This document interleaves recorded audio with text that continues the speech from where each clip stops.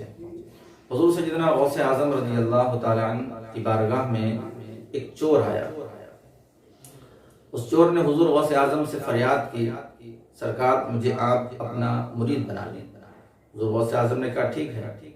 اس شخص نے کہا حضور چور بنانے سے پہلے میری 2 شرطیں ہیں، وہ آپ منظور کر لیں۔ کہا کیا شرطیں ہیں؟ اس شخص نے کہا پہلی شرط یہ ہے حضور کہ میں نماز نہیں پڑھوں گا، اور دوسری شرط یہ ہے کہ میرا دھندا ہے چوری کرنا، میں چوری بھی کرتا ہوں۔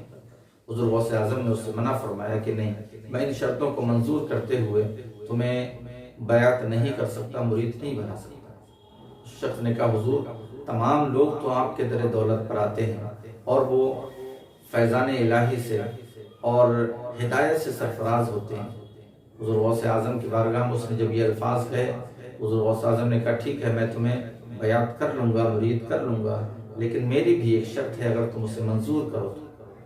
شخص نے کہا حضور مجھے آپ کی ایک شرط منظور ہے، اگر آپ میری 2 شرطیں منظور کریں۔ حضور غوث اعظم فرماتے ہیں کہ میری یہ شرط ہے کہ تم جہاں بھی رہو، جس کنڈیشن میں بھی رہو، جب اذان کا وقت ہو جائے تو اذان ضرور کہنا ہے۔ اس نے کہا حضور مجھے منظور ہے آپ کی شرط منظور ہو گئی۔ حضور غوث اعظم نے بھی اس کی شرطیں قبول کر لیں۔ اب اس کے بعد آپ نے اسے بیعت کی۔ بیعت ہونے کے بعد جب وہ گھر آیا تو گھر آنے کے بعد جب عصر کا وقت ہوا تو اس نے اذان دی کمرے میں جا کر، مغرب کا وقت ہوا تو اذان دی کمرے میں جا کر، عشاء کا وقت ہوا اذان دی کمرے میں جا کر۔ اس کی بیوی کہتی ہے کہ اب تم یوں ہی اذان دیتے رہو گے کہ مسجد میں جا کے اذان دو؟ اذان دینے کا تمہارے اوپر اس قدر بھوت سوار ہے تو جا کر مسجد میں اذان دو، یہاں اذان دینے کی کیا ضرورت ہے؟ اس شخص نے کہا تمہیں پتہ نہیں ہے، میں نے پیران پیر غوث اعظم رضی اللہ تعالیٰ عنہ کے ہاتھ پر یہ شرط منظور کی ہے کہ مجھے اذان دینی ہے، تو اس شرط پر انہوں نے مجھے مرید کیا ہے، اب مجھے اذان دینی ہے۔ چند دن کے بعد جب گھر میں راشن غلہ پانی ختم ہو گیا تو اس کی بیوی نے کہا کب جاؤ گے اپنے دھندے پر، جا کر دھندا اسٹارٹ کرو، کچھ کھانے پینے کے لیے لے کے آؤ، بچوں کے لیے گھر میں کھانے کے لیے کچھ نہیں۔ اسی دن اس نے ارادہ بنایا کہ آج مجھے رات میں چوری کرنا ہے۔ وہ حضور غوث اعظم کی بارگاہ سے یہ شرط منظور کر آیا تھا، اب رات میں اس نے چوری کا ارادہ بنایا۔ تقریباً رات کے 12 بجے وہ چوری کرنے کے لیے نکلتا ہے۔ دن ہی میں اس نے گھر کا انتخاب کر لیا، اس گھر میں گیا چوری کرنے، مال اسباب اکٹھا کیا، سوچا فجر سے پہلے میں واپس ہو جاؤں گا، لیکن اللہ کی منشا کچھ اور تھی، اس کی مرضی کچھ اور تھی۔ اسے سامان اکٹھا کرنے میں وقت کا احساس ہی نہیں ہوا، اور جب وہ وہاں سے سارا مال و زر چوری کا اٹھا کر لے کے چلا تو اسی وقت بغداد کی گلیوں سے اذان کی آواز آنے لگی۔ اس نے سوچا اب کیا ہوگا؟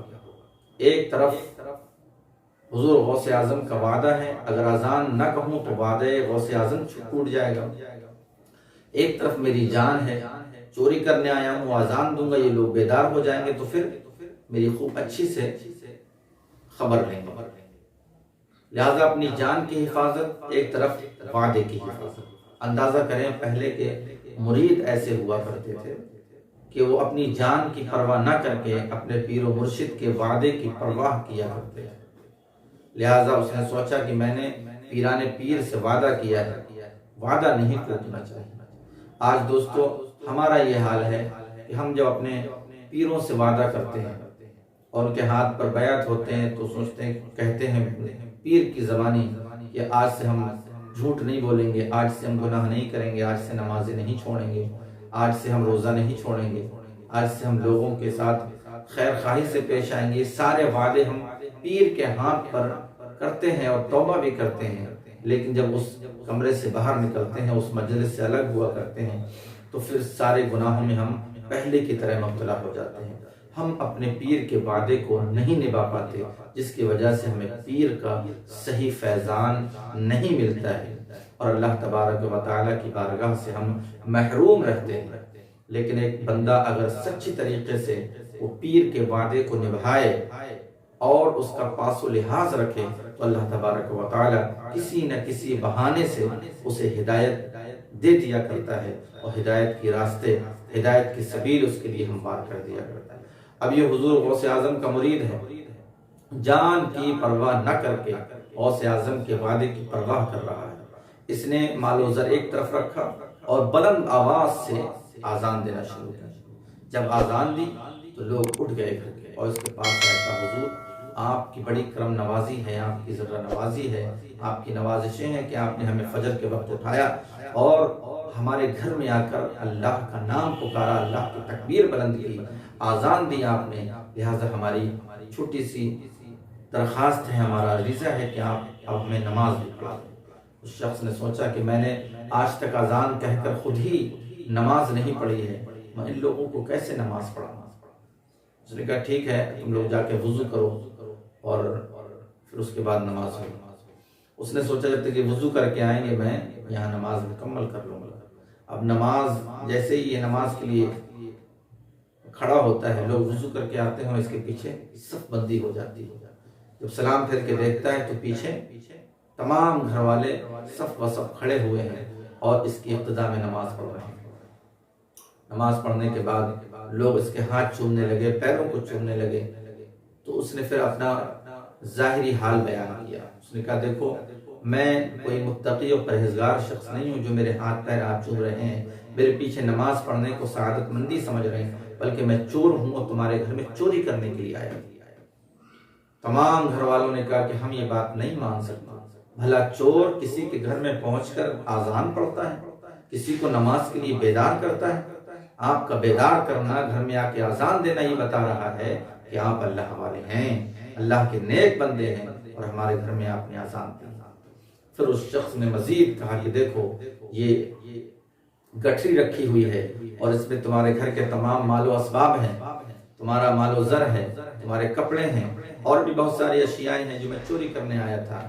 تو ان لوگوں نے کہا کہ نہیں ہم اس بات کو نہیں مان سکتے، بھلا کوئی چور آئے اور مال و اسباب اکٹھا کر کے باندھ لے اور پھر اس کے بعد وہ آزان دے کر ہم ہی کو بیدار کرے، گھر والوں کو بیدار کرے، ایسا نہیں ہو سکتا۔ اب وہ لوگ اس سے اتنی عقیدت و محبت رکھنے لگے، اس کے پیر کا مسالہ، اس کے پیر کا دھوبن لوگوں نے اپنے گھروں میں چھڑکنا شروع کیا، اس کے ہاتھوں کو بوسہ دینا شروع کیا اور اپنے لیے دعاؤں کے لیے درخواست کی۔ اب وہ شخص بڑا شرمندہ ہوا اور اسی وقت وہاں سے اٹھتا ہے اور حضور غوث اعظم کی بارگاہ میں آتا ہے اور کہتا حضور اللہ تبارک و تعالی اپنے بندوں پر کس قدر مہربان ہے، رحیم ہے، کریم ہے۔ آج میں نے اس کی بارگاہ میں صرف 2 سجدے کیے ہیں، وہ بھی دکھاوے کے لیے اور اپنی جان بچانے کے لیے۔ اللہ تبارک و تعالی نے ان سجدوں کی برکت سے مجھے لوگوں کے درمیان اتنا معزز اور محترم بنا دیا کہ لوگ میری دست بوسی پر اتر آئے، میری قدم بوسی پر اتر آئے اور میرے قدموں کا دھوبن اپنے گھروں میں چھڑکنے لگے۔ یقیناً اگر میں سچے دل سے اس کی بارگاہ میں جھک جاؤں اور اپنی پیشانی کو اس کی بارگاہ میں رکھ دوں تو اللہ تبارک و تعالی میرے اعزاز اور میرے مرتبے کو اور بھی بلند فرما دے۔ عزیزان ملت اسلامیہ، اندازہ کریں حضور غوث اعظم رضی اللہ تعالیٰ عنہ کی بارگاہ سے کیسے کیسے لوگوں کو اور کس طرح ہدایت ملا کرتی تھی۔ بڑے بڑے چور آئے حضور غوث اعظم کی بارگاہ میں اور وہ قطب بن گئے، ابدال بن گئے، اللہ کے ولی بن گئے۔